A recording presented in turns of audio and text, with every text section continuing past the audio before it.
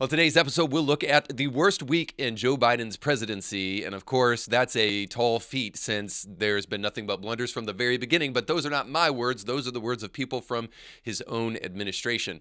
And then we'll also look at those who are calling Joe Rogan a menace to public health and are trying to attack free speech in the process. And then we'll close out the show by looking at the Pope, who is acting like a boss by coming against cancel culture on today's show. You're about to make the jump from the echo chamber into free and independent thought on the subjects of culture, causes, politics, and faith.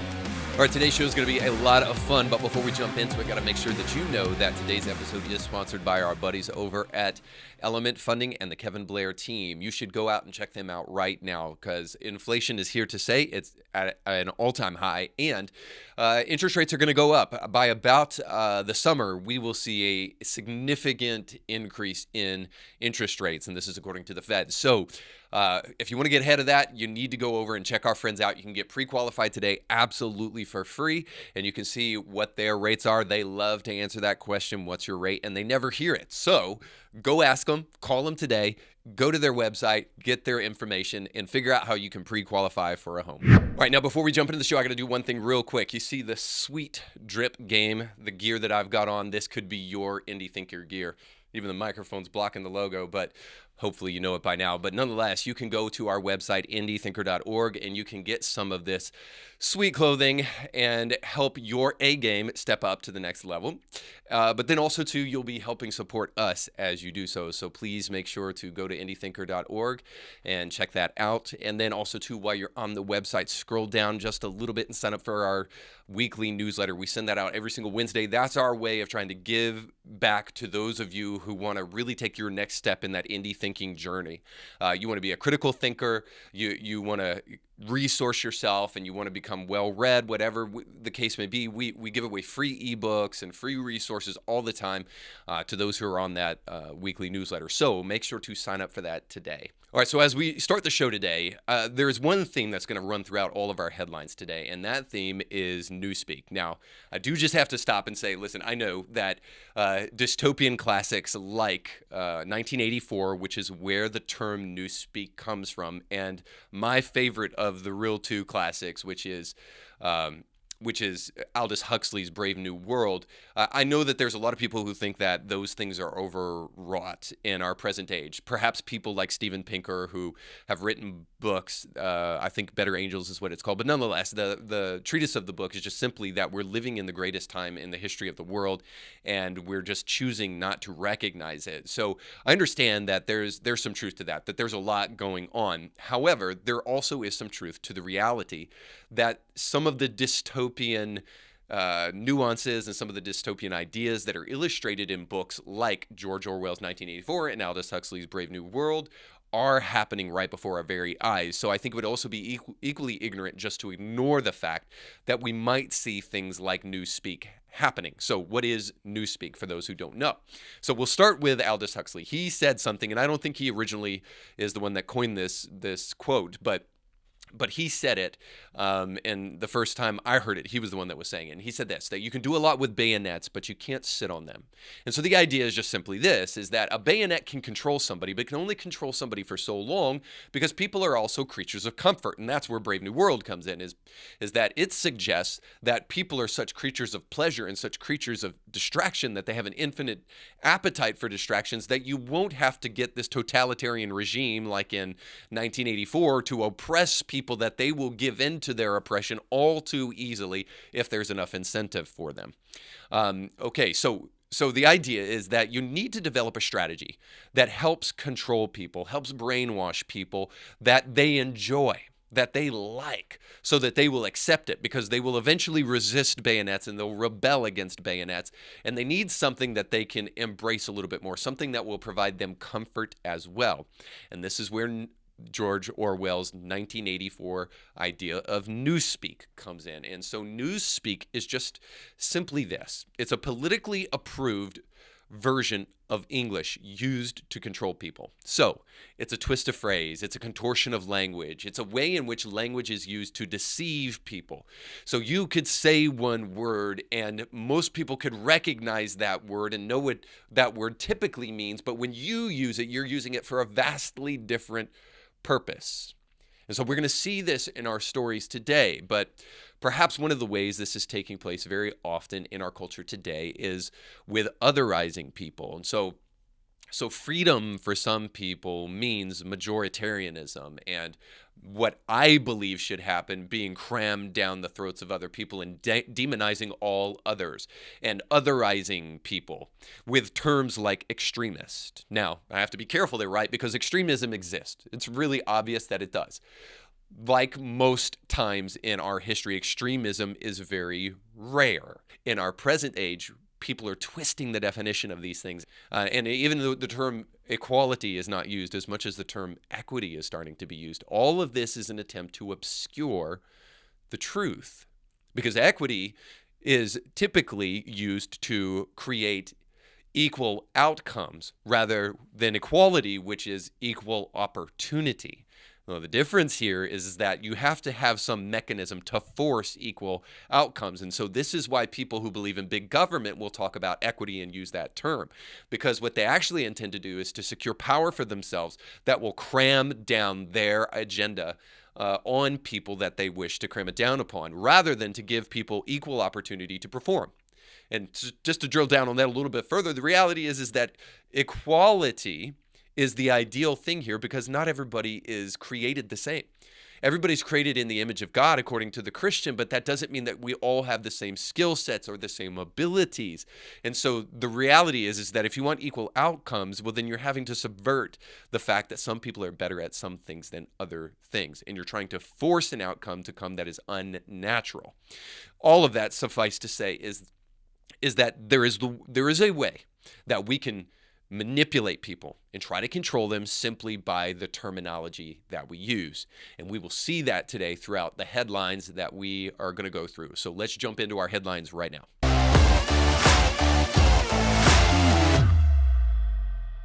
Racism is becoming one of the most misused terms in our age. And if you care about racism, if you care about real, true blue instances of people being oppressed simply based upon the color of their skin, well, then I think we can and must agree that if we're misusing and abusing the term racism, then what we're doing actually is a disservice to actual instances of racism.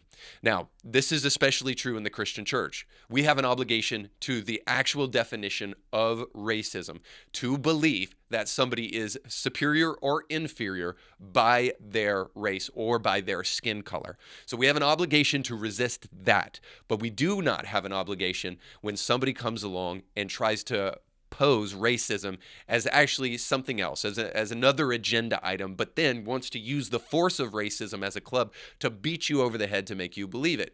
And this is where we find ourselves in the worst week in Biden's presidency. So let's take a look at that. And this is from Yahoo Finance. The headline reads, "This Week in Bidenomics Flameout." So what this article is essentially just kind of a look at what happened in this 1 week. And so here's kind of an itemized list of President Biden's worst week. Inflation hit 7%, the highest level since 1982. So that's the highest level in 40 years, guys. Retail sales fell by the most in 10 months. So retail sales are not compensating for it. The Supreme Court blocked Biden's vaccine mandate for most employers. Stocks are starting 22 in a slump as investors fret about inflation and rising interest rates. Hospitals are filling with COVID patients once again, and Americans are in the foulest mood since Biden took office in last January. So that article that I read to you, if it wasn't bad enough, Biden keeps on doubling down on dumb and fighting his own party. So in the midst of everything that's going on that I just read, he is not getting consent with his Build Back Better agenda in his own party. And then he is also continually speaking about voting rights bills and voting rights reform that is really unpopular even in his own party. So the article goes on to even say this. A handful of senators from his own party quickly shot down the idea they're speaking about here is trying to destroy the filibuster. and continuing to call that some racist relic. But they're quickly shooting down that idea as if the White House never thought to check with them beforehand. The voting bill appears to have no chance, so Biden spent scarce political capital on a measure his own brain trust should have known was doomed to fail. The Democratic Party is now as inept as the GOP is corrupt. Well, as you can tell, not very impartial there, because if you don't think that the Democratic Party is also corrupt, well, then I don't know where you've been for the last forever. Because if there's one thing we should agree across political party lines is that politicians are corrupt, and this is happening right in front of our face with this voting rights bill. Biden is clearly trying to drum up old emotional feelings from our past to try to manipulate people in the present. Now, I'm gonna try to play it safe here, and I'm just gonna say this. The only reason that Biden wants to destroy the filibuster is because he is having no luck with any of the things that he's trying to implement. And he figures, rather than go through the process of trying to figure out something that will pass in the House and the Senate, I'm just going to destroy it all so that I can make it happen, so that I can say I did something. Because the man has blundered everything that he's tried to do since the very beginning. And he's desperate for a win because he is now in the 33% in terms of his approval rating, lower than Donald Trump ever got. And in the midst of that, the White House is desperately floundering to try to defend all of the whiffs that they have in coming to the plate. And so here is Kamala Harris, just being the best politician that you could possibly imagine, and defending what Biden is doing. At what point does the administration say, you know what, this strategy isn't working, we're going to change strategies? I have to stop it there already. At what point do they say this isn't working? Well, they never say that. Because to admit that what they're doing isn't working is to admit defeat and to admit that they may actually be wrong. Now, this is where I just have to say, guys, like, you know this. If any of our politicians actually got hired one day on a job in a Fortune 500 company and they acted the way they do in terms of blaming everybody else for the silly and dumb things that they do, or constantly trying to manipulate their way into changing things by saying, you know what, hey, if you don't like what I'm doing, if you don't like the direction of the company, then I just really, really want to encourage you, all of my employees. I know that there are going to be questions about the direction I'm leading this company, but I have to tell you, if you disagree with that, all of my employees, it is because you're all racist. Like, you would be fired the next day if you were the CEO of a Fortune 500 company and you acted like any of our politicians do. But nonetheless, they can't admit that they're wrong. And we're going to hear Kamala show you that she has no ability, no matter how ridiculous she sounds in her defense, trying to admit that what they're doing is wrong. 6 former administration officials last week wrote that open letter urging the administration to change course, to change strategy. Is it time? It is time for us to do what we have been doing, and that time is every day. Every day it is time for us to agree. I'm going to try this one out. Carpe diem. We must seize the day because there are days that must be seized. And when we seize those days will be seized, because seizing the day is a day that we must seize, and every day is a day that we must seize. Come on, man. If that didn't hit you right here, I don't know what's wrong with you. You must just not have a heart. Okay, so the reason that she's having such a hard time trying to defend all of the whiffs that are coming out of her administration is because it's indefensible, because they're doing things that are absolutely ridiculous. And the chief among them is continuing to castigate people as racist if they disagree with Biden, and to continue to promote voting rights bills that ultimately really are just an attempt to try to destroy the filibuster and rejigger the government. How else do you explain their talking points? Here's Biden once again speaking about why he thinks the voting rights bill disenfranchises black people. How do you want to be remembered? At consequential moments in history, they present a choice. Do you want to be on the side of Dr. King or George Wallace? Do you want to be on the side of John Lewis or Bull Connor? Do you want to be on the side of Abraham Lincoln or Jefferson Davis? This is the moment to decide. to defend our elections, to defend our democracy. Longer lines at the polls. Lines that can last for hours. You've seen it with your own eyes. People get tired. They get hungry. When the Bible teaches us to feed the hungry and give water to the thirsty, the new Georgia law actually makes it illegal. Think of this. I mean, it's 2020. And now 22, going into that election, it makes it illegal to bring your neighbors, your fellow voters, food or water while they wait in line to vote. What in the heck are we talking about? Okay, so Biden mentions two things there. Both of them are incredibly dishonest. First of all, to identify yourself at a polling place, and I've read through the Georgia bill, there are multiple ways for an individual to identify themselves. It doesn't even have to be a driver's license. It can be, in some places, it can be an electric bill, for crying out loud, to prove that you actually are who you say you are. Now, if that is racist, then you don't know what racism is, okay? Then the second thing is this, is that you can't eat and drink in line, or let me double back. You cannot be given food and water in line. Now, he thinks this is such a stellar point that he has to cuss about it, and then all of the SEALs behind him laugh.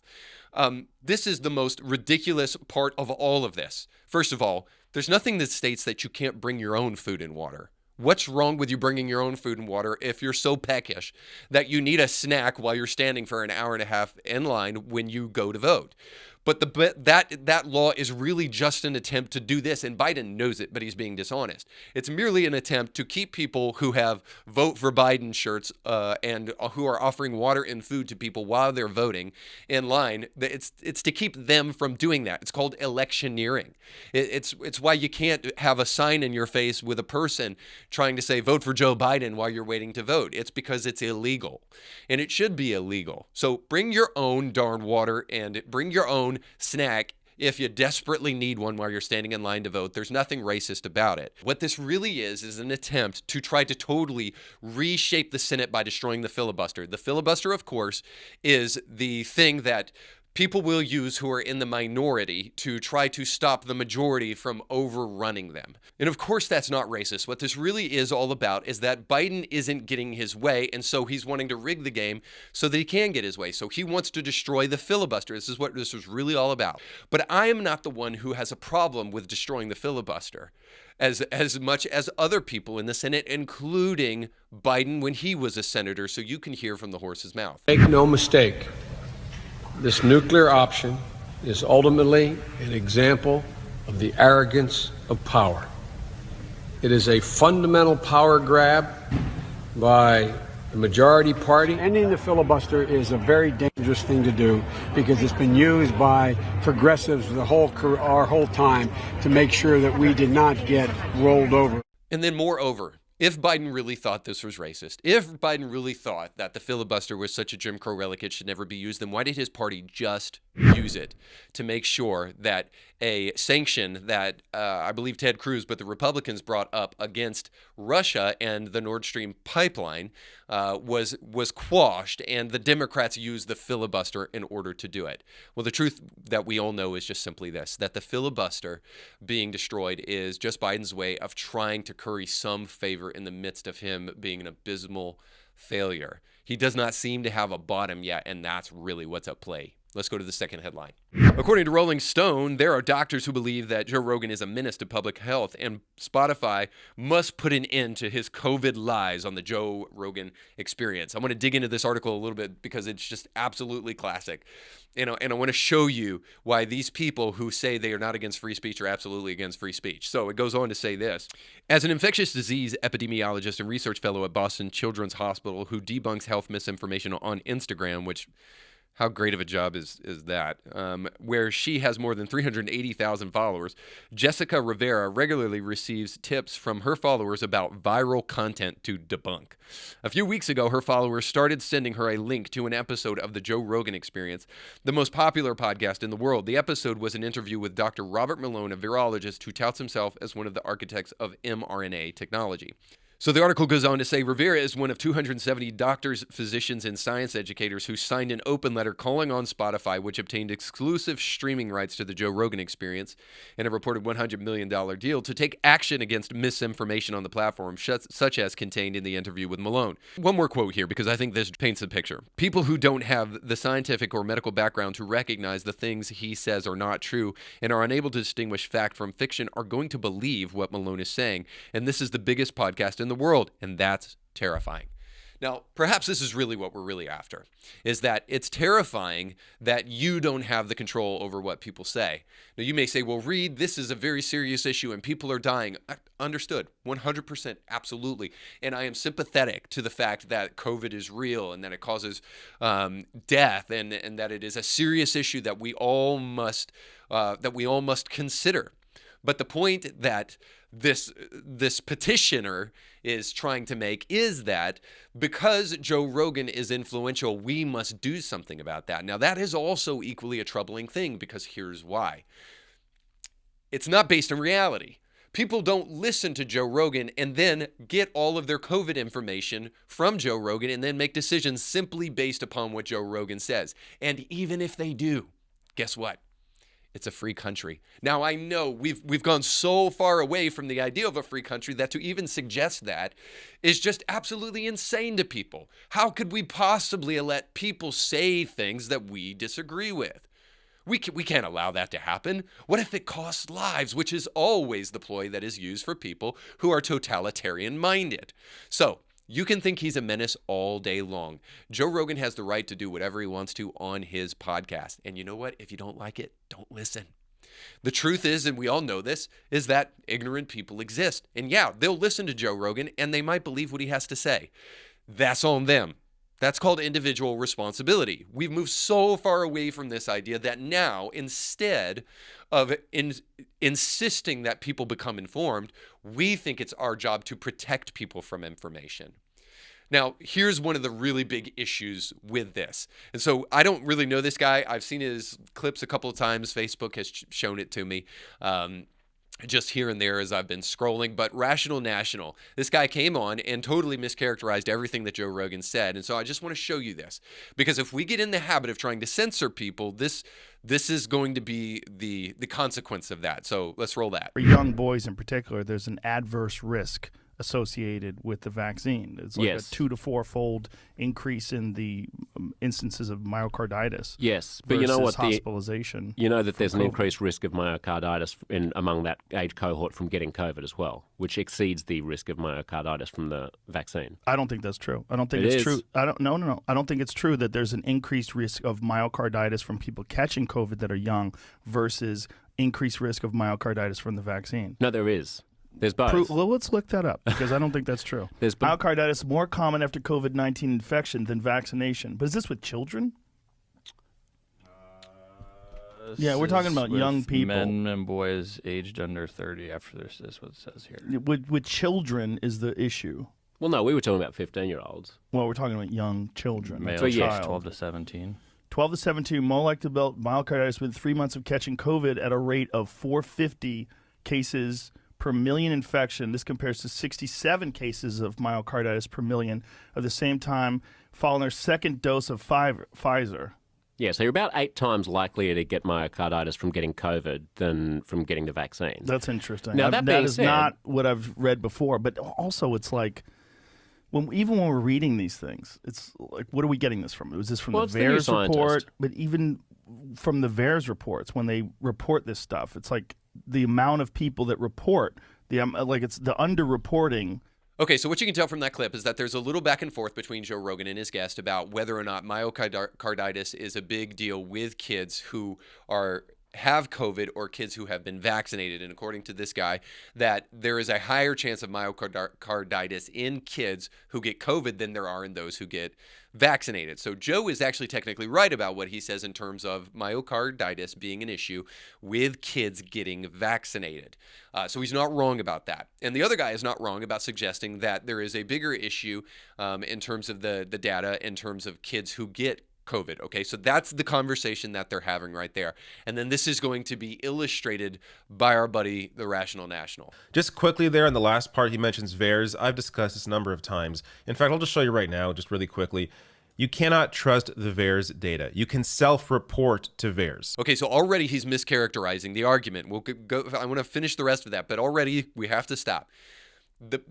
He is saying, the Rational National guy is saying, you cannot trust the VAERS report because it is a website where people go to report things about vaccinations that they have received. And this is a self-reporting thing. So it's all up to the people to go and do it. And so he's saying it can't be trusted.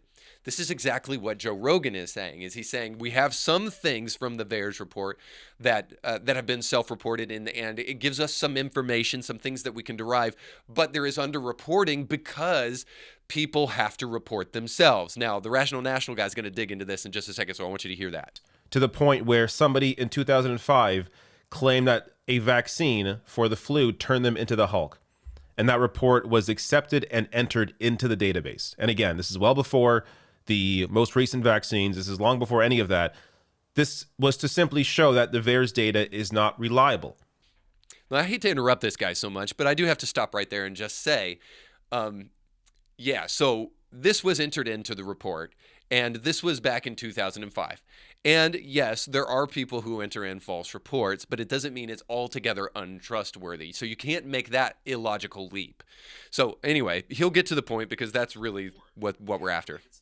So if Rogan is relying on that for reports of myocarditis in the vaccine, it's the issue there is over-reporting, not under-reporting, again, because anybody can report to it. This is a self-attestation, the VAERS report, which again is a website where you can go and you can attest and submit responses to things about vaccines.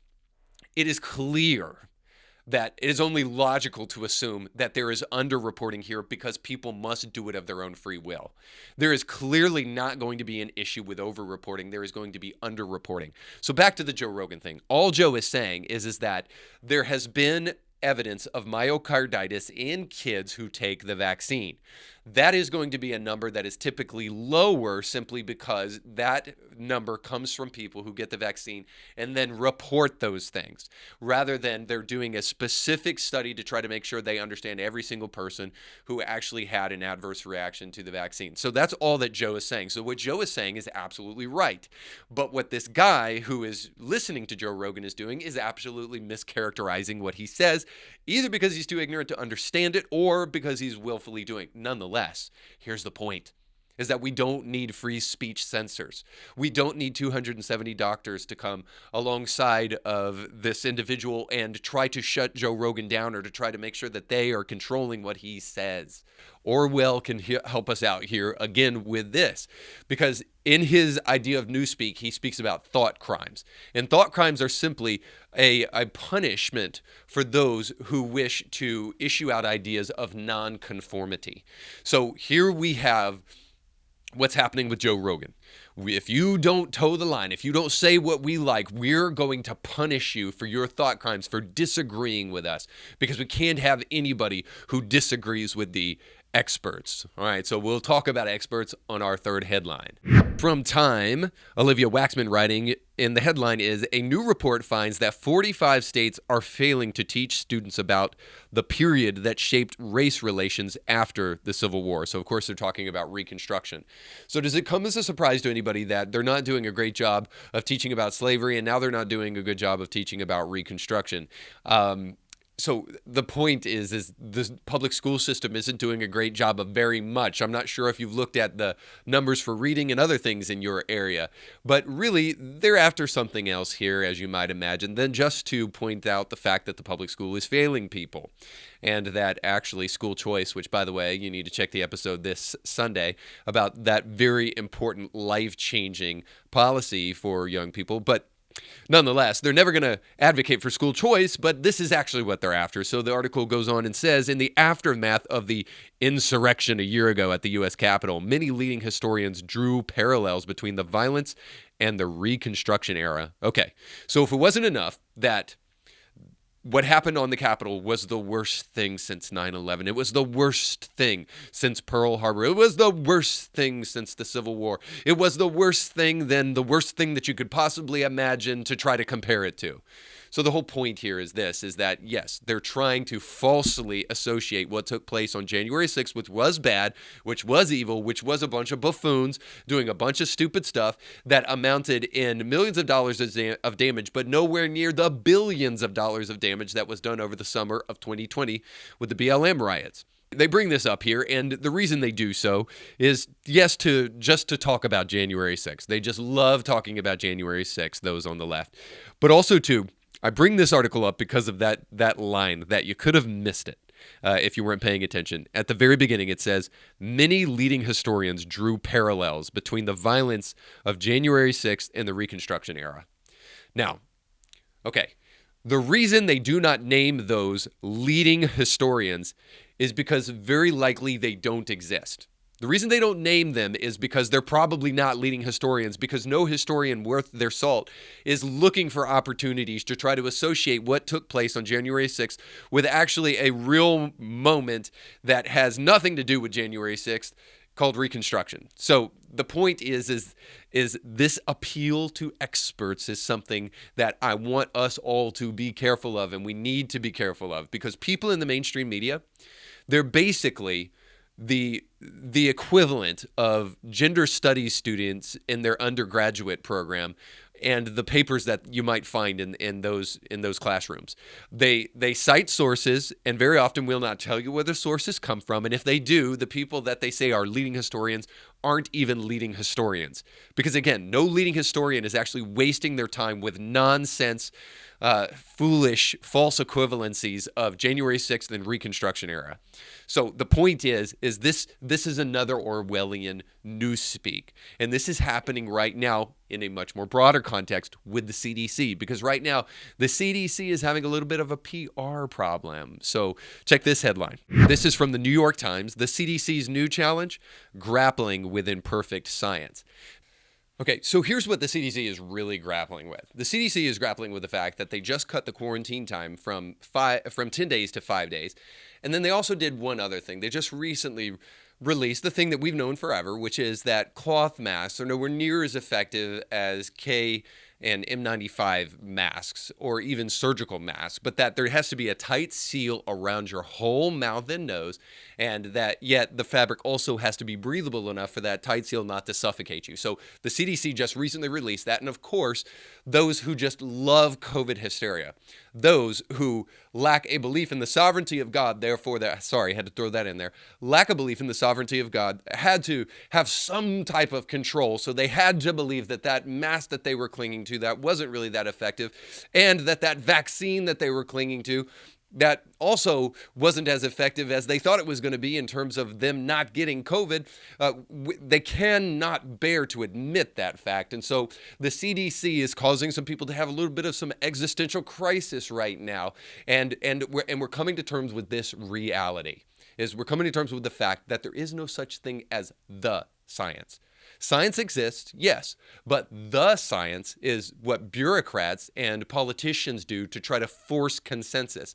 But scientists will tell you that science very often can lead us to satisfying answers based upon facts, but very often it also leads us to as close to an understanding of things as we can get, but then there's also much room in the midst of that for discussion and even disagreement. And in fact, that is what makes science great, because you don't have to force yourself to believe something. You just take you hypothetically where the evidence leads you. But very often, even that's not the case, because humans are still involved in the science. And so the point is that the CDC and everybody else is having to come to terms with the reality that the reason that we went from one mask to 3 masks and one COVID vaccine to multiple COVID vaccines and the COVID vaccine you have now it will definitely help protect you, but it may not keep you from getting Omicron.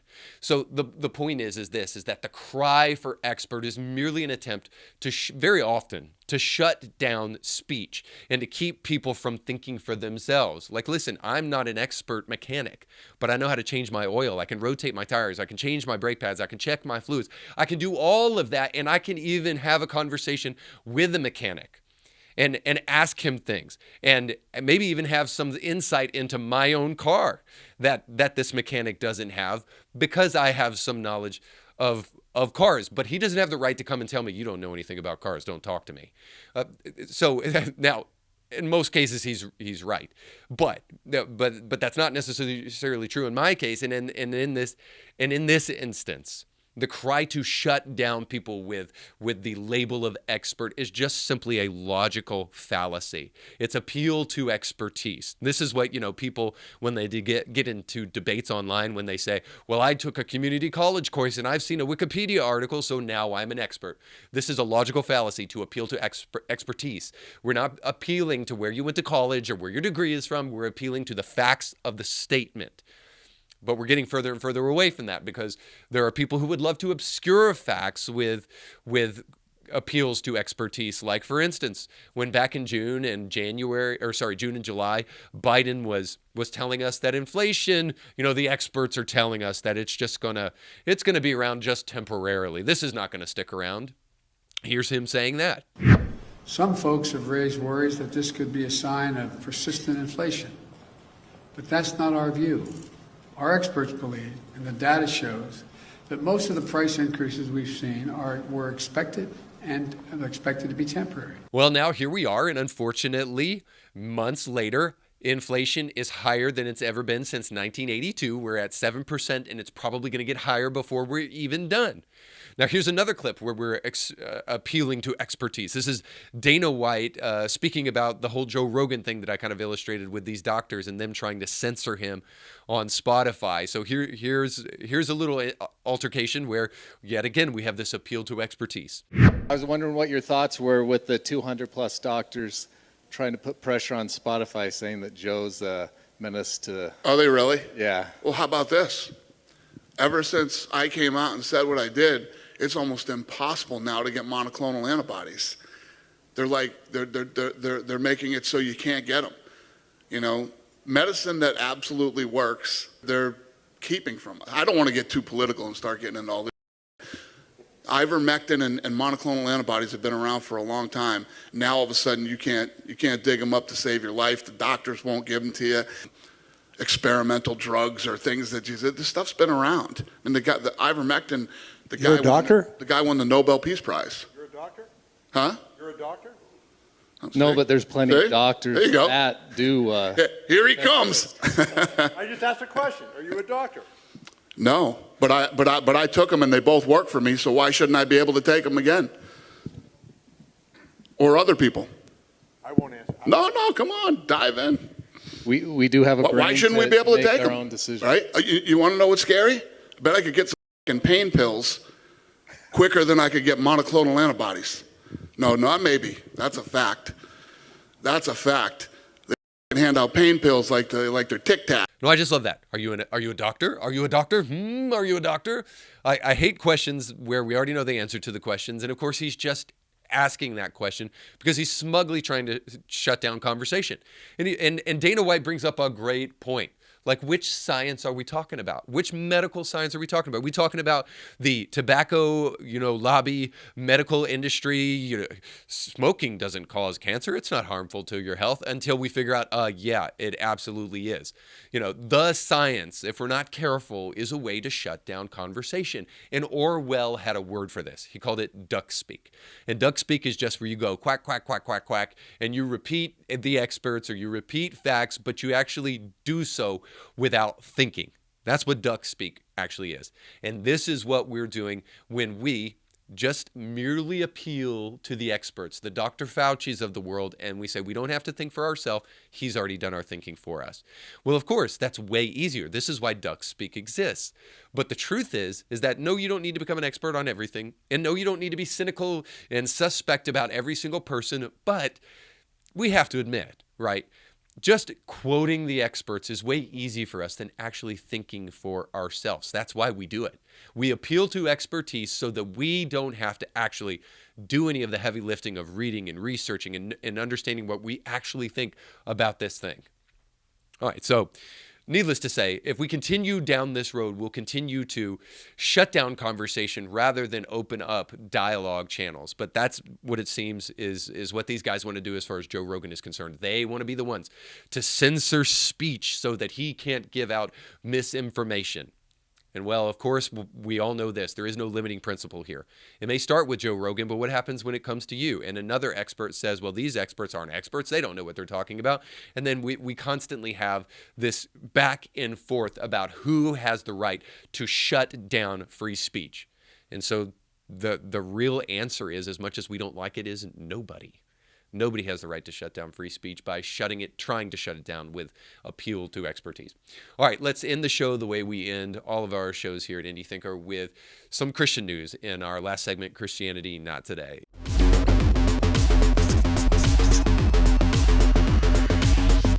Okay, in Christianity Not Today, as you can tell by the tag that you just saw, I like to kind of poke fun at things that are going on in the Christian world, because as we continue to move further to the left and as we continue to allow leftist ideology to crop into our theology, we're finding ourselves further away from actual gospel truth, and we're just pranking ourselves.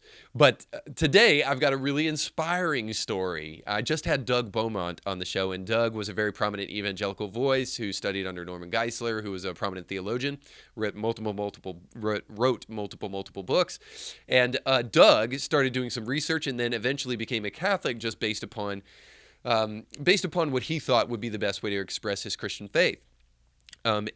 So today our news comes from the Catholic world with the Pope. So check this out.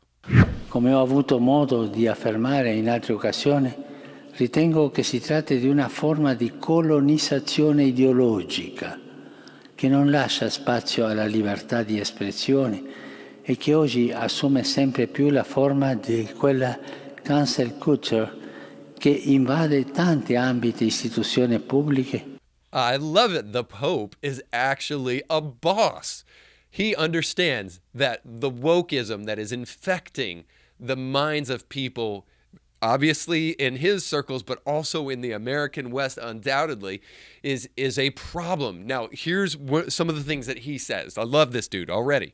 So he says, cancel culture is a form of ideological colonization. I just love that term, first of all, because now he's using the terms that the woke uses against the woke, calling it ideological colonization. And ultimately what he means there is you just put echo chamber in that place.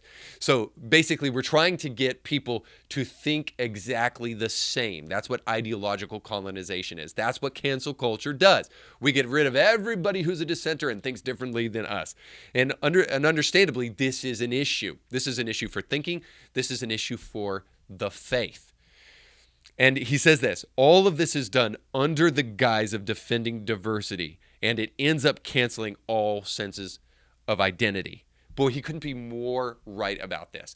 That in their attempt to try to create, diversity, equity, and inclusion, actually the one thing that they're no longer doing is the woke are no longer allowing and making room for ideological diversity or intellectual diversity. This couldn't be more true on college campuses than almost any other institution, especially in America today. So now we've got these safe spaces on college campuses, and even these places where only minority students are allowed to go because they want to have a safe space away from the threat of, I guess, other races that they deem unlawful in their safe spaces. And so very often too, you can see this in just the demographic makeup of professors at the academy. So the last statistic on this, and this is according to Pew Research, 66% of professors claimed that they were liberal. And I bet you cannot guess how many claimed that they were conservative. 3%. 3%. So what makes up for the other number there? Well, I bet you wouldn't assume that that is radical leftist, cultural Marxist professors trying to indoctrinate students into this way of thinking. Because, of course, that's what it is. They're not middle-of-the-road Republicans. No. So the academy is given over to leftism almost entirely. So it's no longer a place of ideological diversity. It's no longer a place where different ideas are accepted. In fact, you can get fired if you don't toe the line. So the Pope comes up against this in just this most beautiful way. It absolutely makes him my hero of the day because of the way that he comes against cancel culture. And boy, oh, for more Christians who have the kind of confidence to speak against these cultural institutions that come with the veneer and come with the superficial layer of helping people and being empathetic, but ultimately down deep inside, they are corrupt to the core. So I think we have an obligation as Christians to try to find those kind of things wherever they crop up and to get rid of them as quickly as we possibly can. And we've already got a leader in the Christian world showing us the way. Oh, for more evangelical, more Protestant pastors with the spine that this Pope has to really stand up against cultural institutions that are harming and hurting fellow Christians, all being done so in the name of diversity. And this is why most pastors will not speak against it, because one of the idols of the modern day church is diversity, because now we've got gospel-centered and diverse, as though those two things were on the same plane of existence, that speaking the gospel truth from the Bible was the same thing as making sure the demographic makeup of your church was diverse enough. Well, we want a church that looks like heaven, and heaven's going to be diverse. Like, obviously, yes. But what if the congregation that you pastor is 99% white because the city that you live in is 99% white? You can't really have diversity in a congregation like that, as much as you may want to skinny jeans it up and make that congregation diverse. No, the truth is that what we need to do is, in the process of being gospel-centered and gospel truth advocates, we will truly create, and I know people don't believe this even anymore, we will create a diverse church. And most importantly, we'll have the ideological diversity that is necessary, because the Bible covers all sorts of truth, because all truth is God's truth. It's just time we as Christians started standing up for it and speaking about it.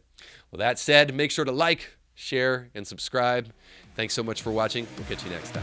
You can catch brand new episodes of Indie Thinker with Reed Uberman every Monday, and weekly bonus episodes to keep you thinking throughout the week.